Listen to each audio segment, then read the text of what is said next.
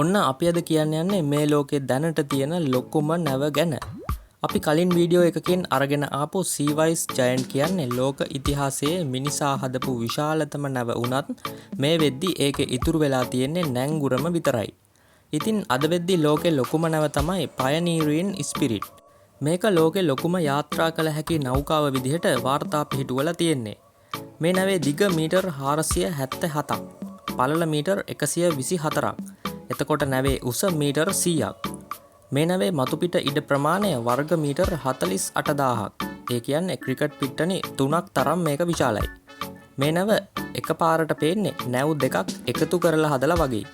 ඉතින් ඒ කොටස් දෙක අතර පරතරයත් මීටර් 120ක් විතර. මේ නැවේ බර ටොන් 4,03,342ක්. නැවේ බර හා පැටවූ බර සැලකුවහම සමස්ත බර ප්‍රමාණය ටොන් ලක්ෂයක්. මේ නැවේ දොඹකර භාවිතයෙන් එකවර උස්සන්න පුළුවන් බර ප්‍රමාණය ටොන් 48000ක්. මේ නැවේ උපරිම වේගය නොට්ස් 14යි. ඒ කියන්නේ ගොඩබිම වේගය එක්ක බැලුවොත් පැයට කිලෝමීටර් 26ක වගේ වේගෙන් මේ නැවට යාත්‍රා කරන්න පුළුවන්. දකුණු කොරියානු සමාගමකින් හදපු මේ නැවේ ඉදිකිරීම පටන් ගත්තේ 2010. අවුරුදු 3කට පස්සේ 2013 දී තමයි නැව පළමු වරට දියත් කළේ. මේ නැවේ 570ත් 600ත් අතර ප්‍රමාණයක කාර්ය මණ්ඩලයක් සේවය කරනවා. මේ නැවේ ප්‍රධානම කාර්යය තමයි තෙල් හා ගෑස් ප්‍රවාහනය. විශාලත්වය නිසාම සීවයිස් ජයන්ට් නැවට වගේ පයනීරින් ස්පිරිට් නැවටත් පැනමා සූවස් වගේ ඇල මාර්ගවල ගමන් කරන්න බෑ.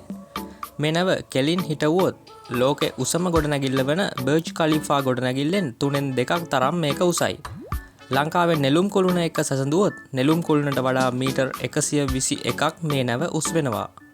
එහෙනම් තවත් දවසක හරියටම මේ වෙලාවට හමුවෙමු. රැඳී ඉන්න අපිත් එක්කම මේ ලෝකෙ ලොකුම දේ හොයන මෙගා ලිස්ට්.